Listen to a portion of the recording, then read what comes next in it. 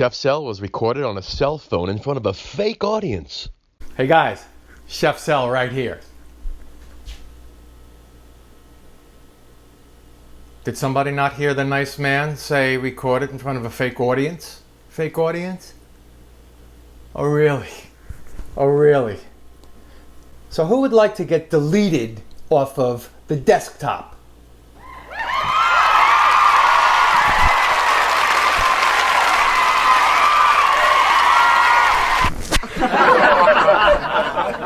It's the unions, I'm telling you.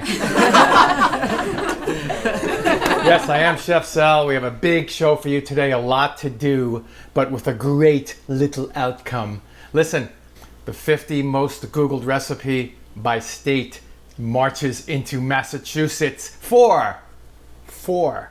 Not Boston cream donuts, which is what the #1 Googled recipe was. I figured I'm going to add a little twist. Little bit of a twist. There are a lot of candy recipes requested, like the peanut butter cup type of things. And so what I'm going to do is I'm going to do, can we keep that in? I'm going to do, not my creation, but my idea of doing this creation is a peanut butter cream filled Boston cream donut. All right. Listen, lot to do. Like, subscribe, hit the bell, subscribe, and then the new ones are coming out. We're doing one every week or so. I'm trying to get it. It's summer. I'm trying to have fun. All right, come here. Big bowl, pretty big bowl, right? Now listen, we're gonna make the dough for the regular donut dough. Easy stuff, okay? 3 egg yolks, room temperature.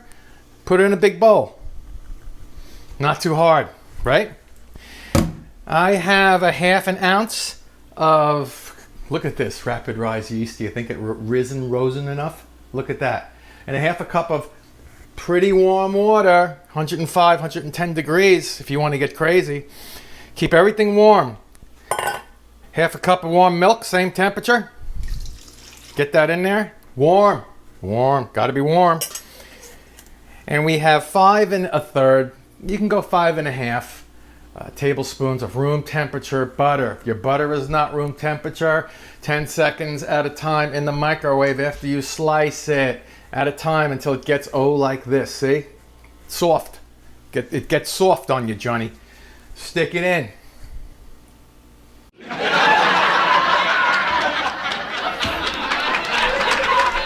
It must be the summer. I don't know what's going on with me lately. Just go with it. Anyway, put this in here. We're not going to put it in a machine, in a mixer. Whisk it. Basically, your signal that it's whisked well is that the butter's, dissolved in there, all right? Because it's not liquid at this point. It's not melted butter, so just keep going. You might see little chunks here and there, but that'll go away during the whole process. Don't worry. And by the way, did I say whole milk? Because it's whole milk. Okay, whisk aside. Move on to the spatula. Rubber spatula is great for this. I have a teaspoon of salt in 3 little over 3 cups of flour. No big deal. AP flour is fine. Little at a time. And now you're making the dough. Just a little at a time. That's okay. You're not going to need this. You're just going to bring it together and then mix it a little bit more after it's together.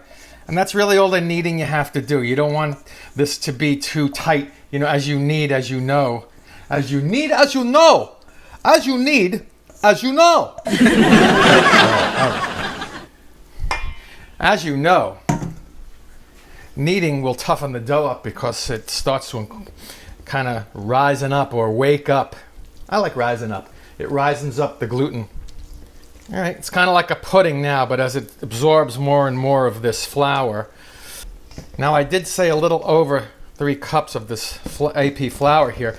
And if it's a little bit too pudding-like still, give it some time. Give it like 3 or 4 minutes to absorb. But if it's still way too wet, then you're going to want to add, maybe couple of tablespoons at a time. And just keep going until it's smooth. And then wait a while and then add some a little more flour as you go. So I'm going to just keep doing this, and I'll show you what you wind up with, okay? And then it's easy, and then it rises an hour. But I'll show you the interim stuff. You know, it's the interim, means in between. All right, so I have it out on the board, and this was a little sticky, so I added, you know, a little bit at a time of this flour. And I'm not exactly kneading it. I'm just trying to incorporate the extra flour in there so it doesn't stick to everything in the world. But you do want to keep it light. You know, these jelly donuts, you've had them before. They're light and fluffy, and especially inside. Now, during the mixing up in the bowl process, at the end, I did add 1/3 of a cup of white sugar, just regular sugar. It's not going to make it really, really, really sweet, but you'll notice that it's not, you know, like bread, you know. I'm scraping and mixing, scraping and mixing. I won't say kneading, I'll just say mixing. Get yourself a bench scraper if you don't have one. All right, I'm liking this. I had turned my oven on. It's still a little bit too sticky. Okay, like I was saying before I interrupted myself, is I put my oven on 200. As soon as it hit 200 in the preheat process, turn it off. That's the nice, warm, comforting, rising oven. Because you gotta rise it. You gotta rise it. These are not peanut butter hockey pucks. So I'm gonna put this stuff in a bowl. I'll probably just wash out the bowl I used, so you're not building a bowl pyramid in your kitchen. You don't want to do that either, you know. And give it about an hour. When it doubles in size, we'll go to the next step. Cut them out and boil them. It's not a big deal. Well, you're really frying them because you're doing it in oil, okay? Canola oil. But we'll get into that, so just hang. So if you're like me and you don't want to sit there and watch grass grow or dough rise, work on something else. Let's do the filling. It's very simple. You need 1.5 cups of powdered sugar, 3/4 of a cup of creamy, flowy if you can get it, but not liquidy, peanut butter. And now, to that, I have about 1/4 of a stick of butter, softened, a couple of slices, pats, whatever you want to call them. And here's the important part. 3 tablespoons, half and half. You can use heavy cream. Now you're saying, how is 3 tablespoons going to dissolve this much powdered sugar? It's almost like a magic trick. You know when you buy a bushel of spinach, right? Especially baby spinach, and you cook it down, you can serve it in a thimble. Same thing here. This stuff just dissolves, so be careful. When I say 3 tablespoons, you can always add, but you can't take away. Emeril Lagasse, look them up. All you youngins. All right, so let's get this room temperature butter in there. Softened butter, whatever you want to call it. And now we're going to go carefully 3 tablespoons of this half and half and get it in there. And you can use an electric mixer on this one. I know I promised no electric mixers, but that was really with the dough, so don't start with me. All right, and that's 3. And your mixing utensil of choice will be the spatula. You obviously know, I hope you obviously know what would happen if you tried to use a whisk. You'd be picking stuff out of the spokes from now until well after that dough is risen. See, just kind of fold it over itself, because remember, this stuff likes to fly out, this white sugar. So that's what I'm doing. See, I'm just kind of just mixing it around. I'll show you. You want it to be, when you bite into a donut, that cream that you want to see. You don't want it to kind of flow out too much, but you don't want it to be a big solid rock either. You know it's too dry if it looks like the inside of a peanut butter cup, right? This is looking really good because we're going to pipe it in. It's the only way you're going to get it in those donuts is if you pipe it in. And that's what we're going to do. So let me just continue this. This is close to perfection because it's basically what I do. Sorry, it's what I do. See? Close to perfection. I could just... Okay, so let's let this kind of... When this stuff rises, we're going to start frying up some donuts. I mean, hour and a half. More than double size. That's what I like. And we're just going to stick it onto this floured. I have a silicone mat. You can just do a regular floured board. That's fine. Board meaning countertop. big piece of wood, I don't care. And flatten it out. I mean, you could use a rolling pin, you should, but I gotta tell you, I'm doing okay like this, so. That means that this gluten has really relaxed in that nice warm oven, which is good news. All right, I have it pretty much the same thickness. You're not gonna get it perfect unless you put little doodads on the rolling pin. Don't worry about that, all right? It's a freaking donut, but it's a peanut butter cream filled Boston cream donut, so.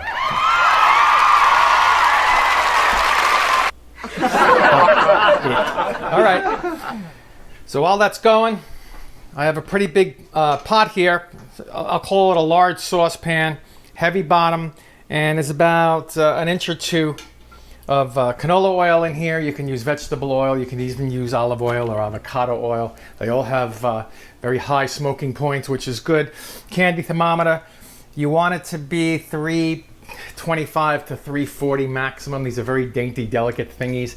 You're gonna have to try it out yourself. Maybe 350 will work for you. It depends. It all depends on atmospheric pressure. And with this moisture moving up here from the Gulf, all of that's gonna rot.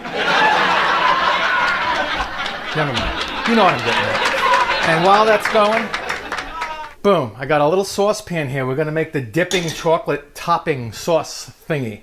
But the donuts have to cool first. Speaking of cooling, here we go. This is my favorite after frying drainage system that I have here. See, it's a rack, cookie rack, whatever you want to call it, cooling rack, and foiled, rimmed cookie sheet. Laziest man up front, as I always say. Okay, let's look at this now. We're getting there. We're about 220, 225. So, cookie cutter. I dip it in flour so it comes in and out of the dough easier. Get off the excess. That size, I think that's 4 inches, if I'm not mistaken. Just start getting in there, you know, making the darn things. It's kind of sticky dough, so. Now these are going to do a little bit of a rising thing on their own right. On their own right? No. In their own right. Let me let all these things rise and schmize, and I'm going to, you know, put them all together and then give them a nice little bath and make that topping. Boom.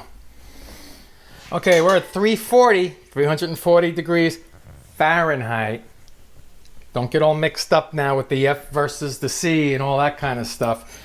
Keep your candy thermometer around, because what's going to happen is once you put the donuts in, the temperature's going to go down.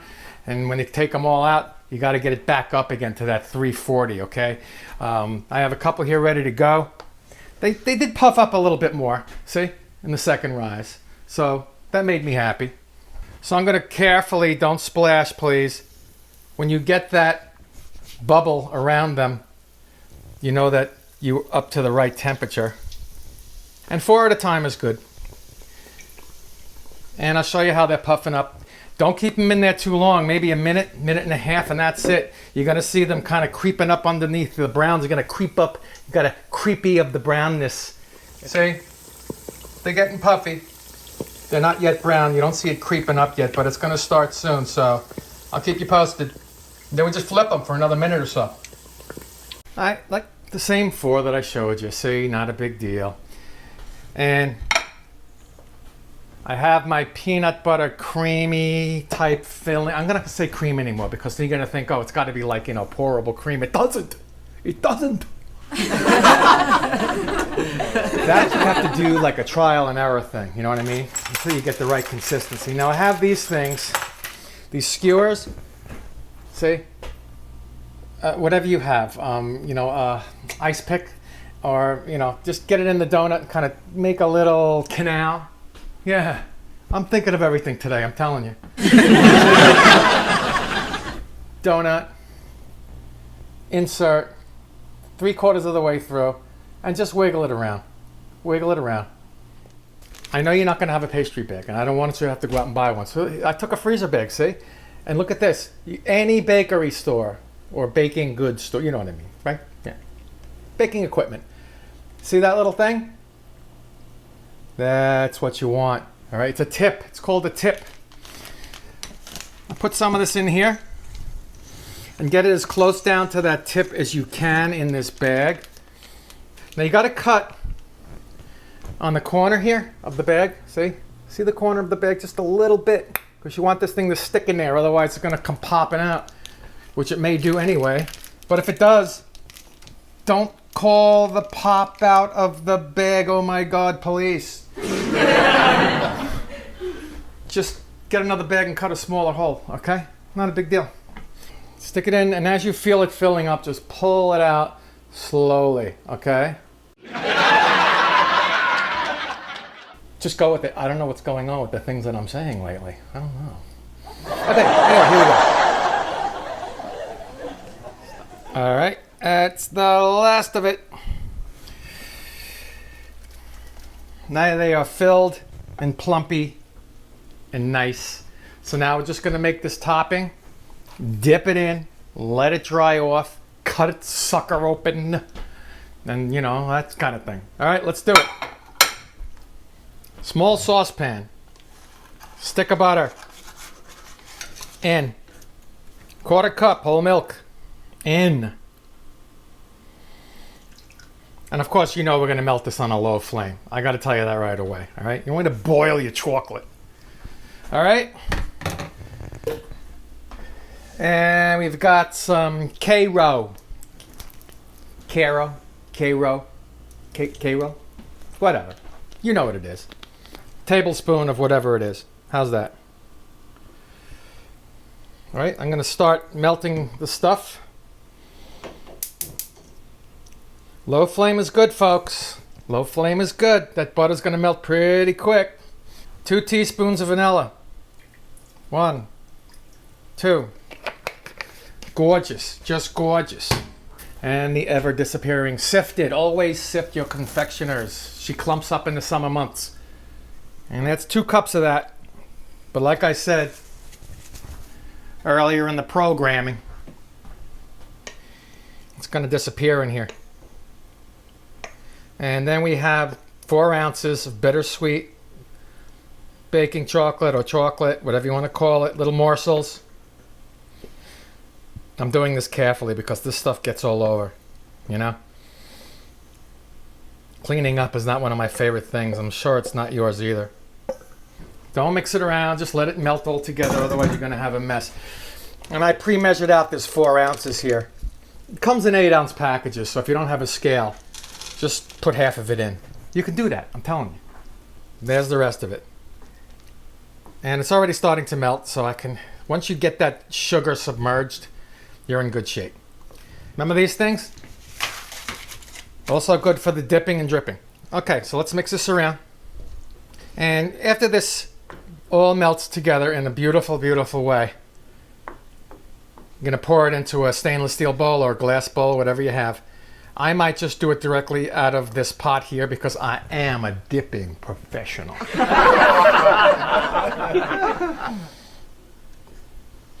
And you just don't want to over melt it. Is there such a thing? Yeah, you don't want it to start boiling. That's called over melting. But it's a nice consistency, as you will see. It's going to stick to the top of those donuts, which I cooled about an hour now. You can sprinkle crushed peanuts on top of this non-dried chocolate topping after you dip it. But make sure it's not dry yet, otherwise it's going to bounce off on you, Johnny. You're going to have bouncing nuts. Oh, that's it. Now I'm going to switch over to a whisk to make sure that it's kind of really combined. I don't like doing the whisk at the beginning because everything gets caught in there, like I told you earlier in the show. That caught in the spokes effect. Let's give it a shot and see how she goes. And again, like I told you, do this out of a bowl. Don't do it right out of this hot pan. All right, you just want to twist around, and stick her down. That's it. Done. All right, let's do these and I'll show you. Well, folks, what can I say? Wasn't that bad, right? Well, you really didn't do anything. But you will. You will. And speaking of doing things, you know what's up. Because I know what's up. Instagram's up. Well, that sucks. Anyway, please subscribe. Thank you, Massachusetts. Well, you got the Boston cream part through to me. I just added the peanut butter cream. I mean, why not, right? Why not? Look at that. Oof. Oof. I just want to look at it, you know? I just want to look at it. But anyway, let's give it a shot. I'm sorry, do I offend? I want to get the inside. I mean, there's peanut butter all over the dang place. Oh, I can't. Oh.